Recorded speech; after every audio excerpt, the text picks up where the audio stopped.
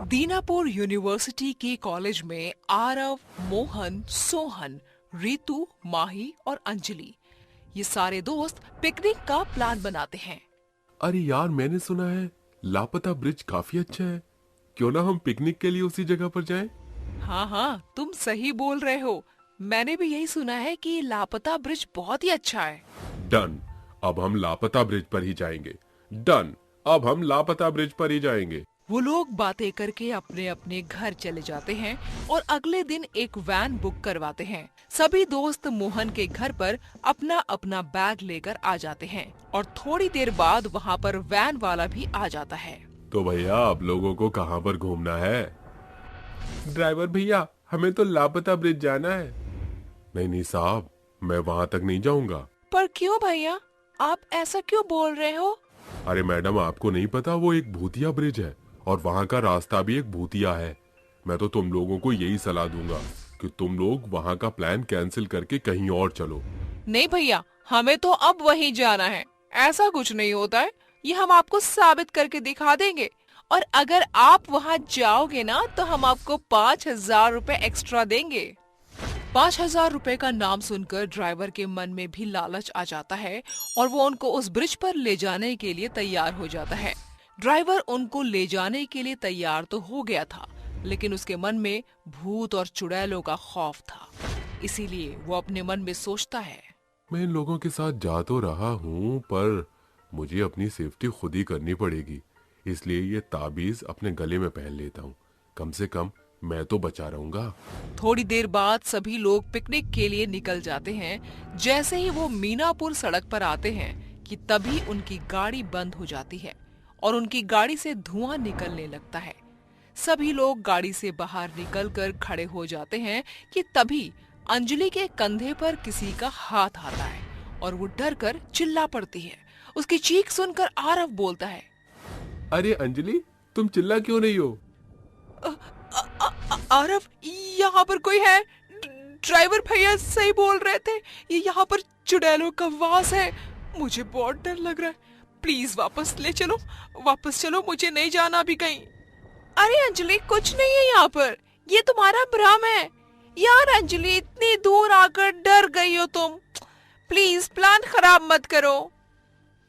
उसकी बातों पर कोई भी यकीन नहीं करता और अपनी कार में बैठकर वो लोग आगे बढ़ने लगते हैं।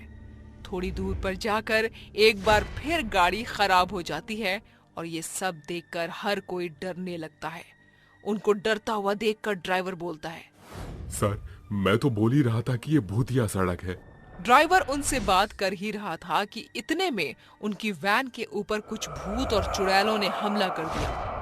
2 चुड़ैल उनकी वैन के आगे थी तो कुछ भूत और चुड़ैल उनकी वैन के ऊपर और उनकी गाड़ी को रोककर खूब तेज तेज चिल्लाने लगे। मैं तुम लोगों को खा जाऊंगी। किसी को भी नहीं छोड़ूंगी। चुड़ैल को देखकर अंजलि बोलती है, मैं तुम सबको बोल रही थी ना कि वापस चलो, लेकिन तुम लोगों ने मेरी एक न सुनी। देखा, अब चुड़ैल ने हम पर हमला कर दिया है। अंजलि डरते हुए बोल रही थी कि वैन का दरवाजा चुड़ैल अपने जादू से खोल देती है और अंजलि को हवा में उड़ाकर खा जाती है। ये देखकर मानो सभी हक्के बक्के रह गए। उन सभी को अपनी आंखों पर विश्वास नहीं हो रहा था कि अंजलि अब उन लोगों के बीच नहीं रही और सभी लोग उस वैन को खाली करके इधर उधर भागने लगे। वो वैन अब खाली हो चुका था और एक बार फिर एक भूत रितु को उठाकर खा जाता है।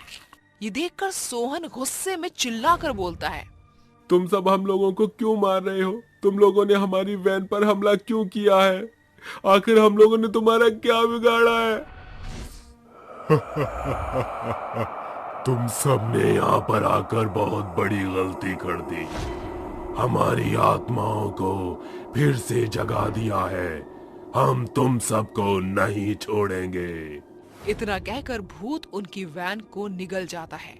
अब तक भूतों ने 2 लोगों को खा लिया था। ये देखकर आरव बोलता है, मैं तुम लोगों को नहीं छोड़ूंगा। तुम सबने मेरे दोस्तों को खा लिया, आखिर हम लोगों ने तुम्हारा क्या बिगाड़ा था?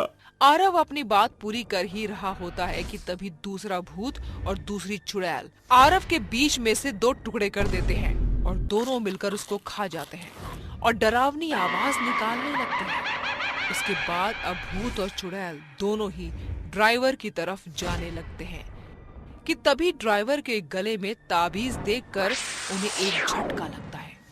ड्राइवर ये देखकर समझ जाता है और अपनी ताबीज निकालकर उनके सामने रख देता है और उनसे पूछता है, तुम लोगों ने सभी को बहुत मारा है। यहाँ की हर आने जाने वाली गाड़ियों को, चाहे वो बस हो, चाहे ट्रक हो या कोई और वाहन, सभी को तुम मार के खा गई हो। आखिर तुम ऐसा क्यों कर रही हो? अगर तुमने नहीं बताया तो मैं तुम्हें इस ताबीज से भस्म कर दूंगा। इतना कहकर ड्राइवर जो बचे हुए लोग थे उनको अपने पीछे खड़ा कर देता है और भूतों के सामने वो ताबीज रख लेता है। उस ताबीज से डरते हुए भूत सच सच बताने को तैयार हो जाते हैं। बताता हूँ। कुछ साल पहले की बात है। यहाँ पर कोई सड़क नहीं थी और ना ही कोई ब्रिज था। यहाँ पर हमारी एक छोटी सी बस्ती बसा करती थी और हम सब खुशी से अपना जीवन व्यतीत कर रहे थे। लेकिन ये खुशी सरकार को बर्दाश्त नहीं हो सकी और उन्होंने ये बस्ती खाली करवाने को कह दिया। लेकिन हम लोगों ने ये जगह खाली नहीं की। कुछ लोगों ने तो ये बस्ती खाली कर दी, लेकिन कुछ लोग यहीं रह गए। और जब हम लोगों ने ये बस्ती खाली नहीं करी तो सरकार ने हमारे घर के ऊपर बुलडोजर चलवा दिया और बुलडोजर चलने की वजह से काफी लोगों की मौत हो गई। मरे हुए इंसानों में हम भी थे। हमने अपने शरीर तो त्याग दिया, लेकिन हमारी आत्मा यहीं पर रह गई और तब से हम लोगों ने अपनी मौत का बदला लेना शुरू कर दिया है। यहाँ पर कोई भी कार या कोई और वाहन आता है, हम उसे नहीं छोड़ते और उन सबको मार कर खा जाते हैं। हम सब तुम लोगों को जाने देंगे, लेकिन हम लोगों को भी मुक्ति चाहिए। तुम लोगों को अपनी जान बचाने के लिए हम सबके नाम की पूजा करानी पड़ेगी, जिस वजह से हम लोगों को मुक्ति मिल जाएगी। देखो, तुम्हारे साथ बहुत ही बुरा हुआ, लेकिन ऐसे किसी मासूम इंसान को नहीं मार सकते। तुम्हारे साथ नाइंसाफी सरकार ने की थी, ना कि इन इंसानों ने। तुम हम सबको छोड़ दो।